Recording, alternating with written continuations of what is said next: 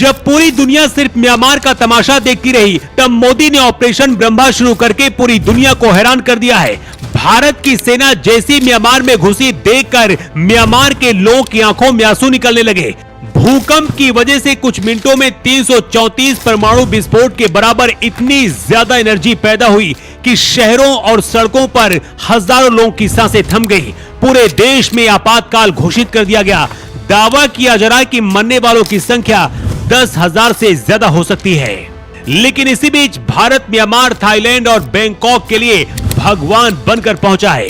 भारत की सेना मोदी के आदेश के बाद पहुंच गई है, लेकिन ऐसी तबाही क्यों मची? क्या म्यांमार के बाद अब भारत के ऊपर खतरा मंडरा रहा है? इस रिपोर्ट में पूरी जानकारी हम आपको देने जा रहे हैं। म्यांमार में भूकंप के बाद देश की सैन्य सरकार ने 6 राज्यों में आपातकाल घोषित कर दिया है। म्यांमार की सरकार ने पहली बार भूकंप के बाद हुए हालातों से निपटने के लिए पूरी दुनिया से मदद मांगी है और भारत सबसे पहले कूद पड़ा है। म्यांमार में आए भूकंप के बाद भारत ने मदद भेजी है।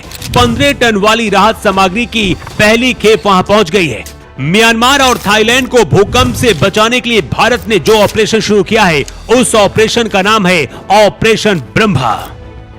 भारतीय वायुसेना का C-130 प्लेन कंबल, तिरपाल, स्वच्छता kit, sleeping bag, solar lamp, food packet और किचन सेट लेकर पहुंचे हैं। प्लेन में एक सर्च और रेस्क्यू टीम के अलावा मेडिकल टीम भी मौजूद है। विदेश मंत्री एस जयशंकर ने कहा कि हम लगातार स्थिति पर नजर बनाए रखे हुए हैं और आगे भी सहायता भेजते रहेंगे। यूनाइटेड स्टेट जियोलॉजिकल सर्वे ने दावा किया है कि म्यांमार में मरने वालों की संख्या बढ़कर 10,000 तक पहुंच सकती है। भूकंप के झटके थाईलैंड, बांग्लादेश, चीन और भारत तक महसूस किए गए हैं। रॉयटर्स ने अपनी एक रिपोर्ट में बताया है कि म्यांमार की सैन्य सरकार ने कहा है कि मरने वालों का आंकड़ा 1000 से ज्यादा हो चुका है, जबकि 2300 से ज्यादा लोग घायल हैं। इधर थाईलैंड की राजधानी बैंकॉक में एक 30 मंजिला इमारत गिरकर जमीन में समा गई है। म्यांमार और थाईलैंड में मची तबाही के बाद खुद मोदी ने विदेश मंत्री जयशंकर से बात की। इसके बाद भारतीय सेना लगातार मदद पहुंचा रही है। भारत के आगे आने के बाद अमेरिका के राष्ट्रपति ट्रंप ने भी म्यांमार की मदद करने का ऐलान किया है।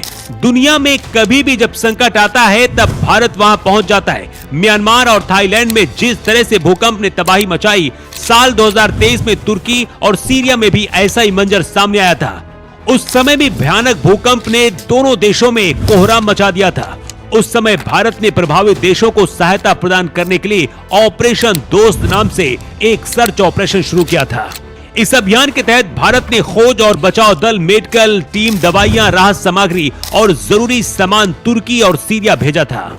इसी तरह से साल 2023 में ही भारत ने ऑपरेशन कावेरी शुरू किया था। ये अभियान तब शुरू किया गया था जब सूडान में सेना और एक अर्धसैनिक बलों के बीच जंग छिड़ गई थी।